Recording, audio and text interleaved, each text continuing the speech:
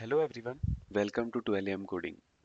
So today we are going to discuss about a new topic which is very important, and it is based on the last two videos which we discussed about the exception handling. So this is the goal we wanted to reach, and we will be going deep into this particular topic in some more videos also. But I'll be showing you today that how you can use the global exception handling to make your code more good and more robust actually. Okay, so let's see. So first of all, I'll be showing you one scenario like why it is needed actually global exception handling. So first of all, what we will do, we will try to create a very normal scenario, and then we will extend it to use the global exception handling, and then we will be seeing the power of global exception handling. Okay, so for now, what I'm going to do, first of all, let's say I want to create a controller. Okay, let's say I want to create one API, and in that API how I handle the exception. Okay, I'll show you. So first of all, let's say we'll be doing REST controller, and then for example I'll be creating one get mapping, and in this get mapping it will be taking for example a ID. Okay, and for that particular ID, let's say I want to return a string which will be your, for example, like we are just having a path variable which is integer ID, and based on this particular ID we want to return some fruit. So let me create one more class. Let's say I am creating fruit service. Okay, in this fruit service, let's say I'll mark it as at the rate component. I hope you remember why we are marking it, because we want this class to be scanned at the runtime by the Spring context. Okay, IOC. Now I'll create one method in this one which is, let's say, public. It will return a string and get fruit. Okay, and let's say integer ID. And for example, for now I'm returning a apple. I'm just simply not checking ID or anything, but just for understanding we will be doing this. Okay, so I want to call it here, so I'll be using the dependency injection for our fruit service. Okay, and then we will be calling our fruit service dot get fruit with the particular ID here. This is the simple API works. Let me run this particular API and show you guys how it looks. So my application is started. Now if I go to Chrome and do localhost, my application running on 8090, and then let's say ID I pass it as 1, so I'm getting an apple here. Okay, so this is the basic thing. Now the thing is, let's say I want to raise an exception. I want to raise a generic exception. In last uh, video we discussed, right? So what I will do, I'll create, let's say, fruit not found exception. Okay, for example, I want to create my custom exception which will be running the runtime exception, and runtime exception is an unchecked exception, so we don't always need to handle it. Okay, so like if you guys are having any confusion in these things, then you can watch the last two videos in which we explained about these concepts. Okay, so I'll be creating then fruit not found exception, then string message. Okay, and in this message I'll be doing super, and I'll be calling my message of this runtime so that it can print my message, it can override the message of the runtime exception. Okay, now what I will do in this case, let's say if our ID equals to 1. Okay, and then that in that particular case I want to throw this particular exception, which is fruit not found exception and fruit not found. Okay, so this is the basic idea. Okay, so what I did, let me repeat it. I just created a controller which is taking the ID, and based on the ID it is returning me a fruit. And I just did one particular thing, that if my ID is 1, then throw this exception, and let's see how our API will get the response. Okay, let me run this particular service again, and we will see. Okay, my application started. So now if I hit this particular API, if you see on the client we got this white label error page and with the status as 500. But It's not good, right? It is printing the exception also, which is fine. That it is printing our custom exception, which is totally fine. But in the real world, when we are developing the application, this is not good. Let's say your UI will be consuming this fruit API, then if you get this kind of response, right, you cannot determine, right, that what happened to your API, what wrong has happened. So for that one, what we can do actually, let me show you one thing. So for that one, rather than returning the string, let's say I want to return if fruit not found, then I want to return some other status code rather than this 500. So if we inspect this and if you see our network tab, then what's happening? We are calling this localhost 8091 API and this is returning me this particular response. But I want a specific kind of response. So generally what we do, rather than returning a simple string, we will return a response entity. Okay, and like we'll be discussing about this response entity in later tutorial, but just for now, you can think it as rather than returning a specific object, you can return multiple things with it, right? Like status and the message, everything. So I'll be showing you.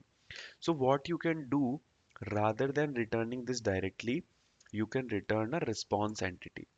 And in this response entity, the first field will be your value of the fruit, and then second field will be HTTP status, then OK. Actually, I just OK means 200. So if you go to it, it's a 200 status code.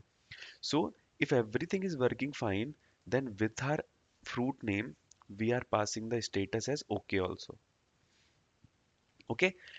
And what I'll be doing that if I'll be applying the try catch here, in the try catch, what I'll do, I will just catch the exception which is being thrown by my fruit service, fruit not found exception.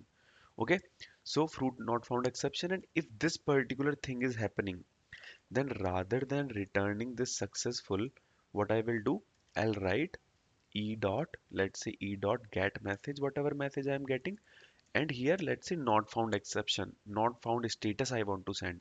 I want to send 404. So if you see in my controller end, I handled this particular thing gracefully. Okay, rather than my client will be seeing this particular error, I am just doing that if your fruit is not found means your service, if id equals to one, then service will raise fruit not found exception. Then your controller will automatically catch the fruit not found exception and it will return a response entity which is having the status code as not found. So if I run this application again, okay, this is a very important concept. Like this is why we are using the global exception handling.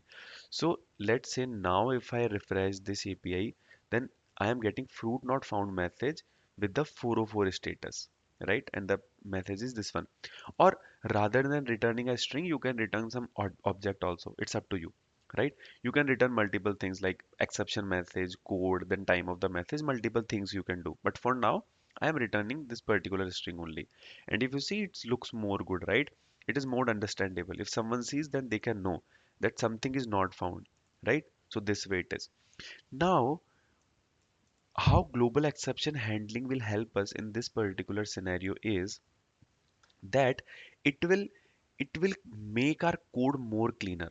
And let's say for example you are having 100 functions and 100 functions are using 100 APIs you are having. In those 100 APIs you are using this fruit service and some other like methods also, they are throwing this fruit not found exception. So you need to handle it this particular way, right? It's not good, right? Every time we handle it this way, correct? So rather than what we can do, rather than controller to delegate this particular task, so I'll be keeping this status code part as a response entity for now because it's good, right? We can just send the name of the fruit and the status also, but for now it's fine. We can do keep it, or you can remove also. Let me make it simple. Okay, let me remove this particular response entity for now. We are just returning this particular fruit name. Okay, so we will be discussing about this response entity in detail in some other tutorial, but for now, just understand this concept. And what I did, my service is still throwing this particular exception, but I removed all the try catch, everything from my controller. Okay, so what I can do, I can create a dedicated global exception handler, and let me show you what it is. So let me copy paste some code here. Okay, so this code I just copy pasted, right, which is global exception handler. I created one class which is annotated with at the rate controller advice. Okay, at the rate controller advice is a annotation which will help you to handle run this particular class whenever, for any controller actually. Let's say you are having multiple controllers, so in those controllers this advice will be automatically triggered whenever is required. Okay, and when it will trigger, in the case of global exception handling, we use this controller advice with exception handler annotation. So what we have done, let me tell you, that we are having this fruit not found exception. So we have created a global exception handler for this particular fruit not found exception class. If you see exception handler, this is for this particular only. If let's say you are having n number of exception, then you can create the handlers for different.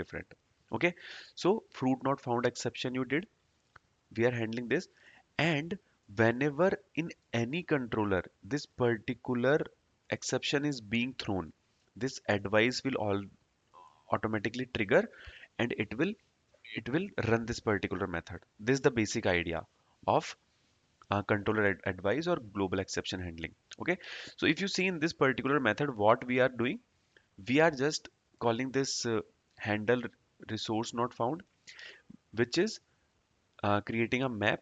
Okay, in this map what we are putting a timestamp when this particular exception happened, and then message, what message or exception this fruit not found, we are having this message, right, what message is got, and then the status of that particular API, right, and then we are returning the response entity with the body HTTP status not found.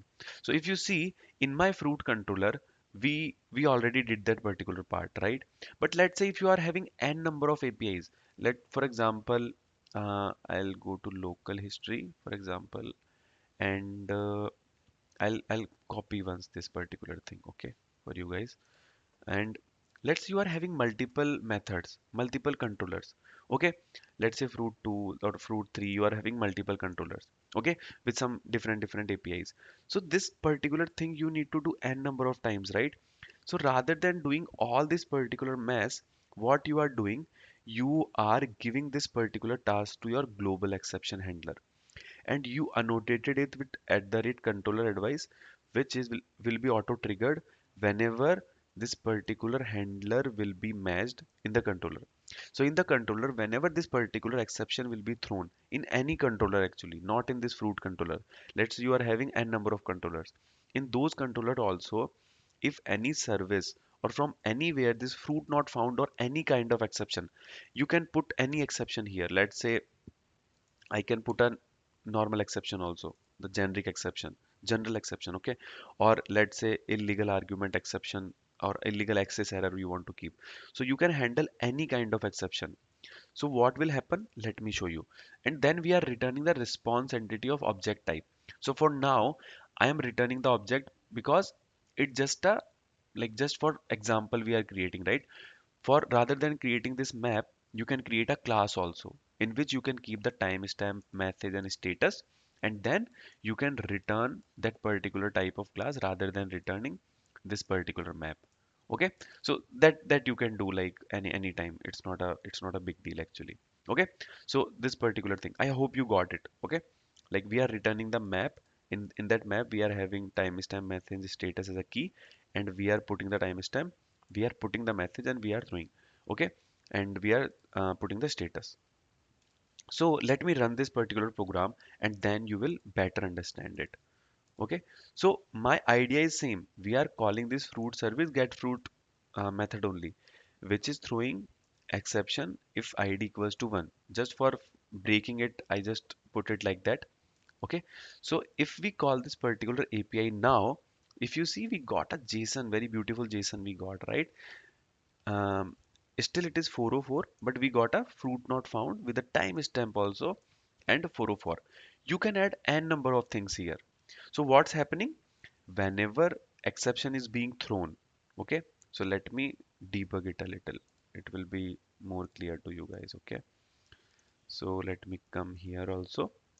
Okay, so my application is started. Now if I run it, then my debugger came here. Okay, so I'll be moving inside this fruit service where we are having id equals to 1. So we have thrown this fruit not found exception. uh, this is being thrown from here. It will go to controller, and in controller we already defined a controller advice.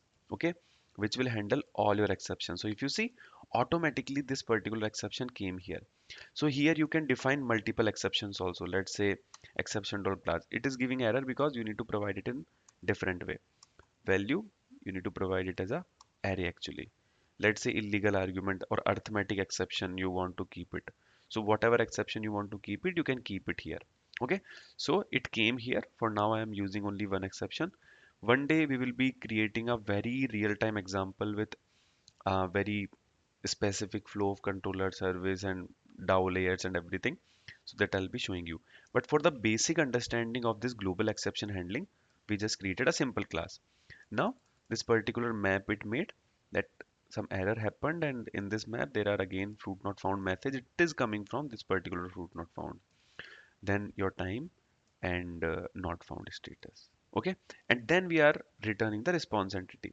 So automatically it will, rather than going the control here and there, it will just return whenever your service will see fruit not found exception has been triggered. Automatically this global exception handler will handle. Okay, so this is what about the global exception handling.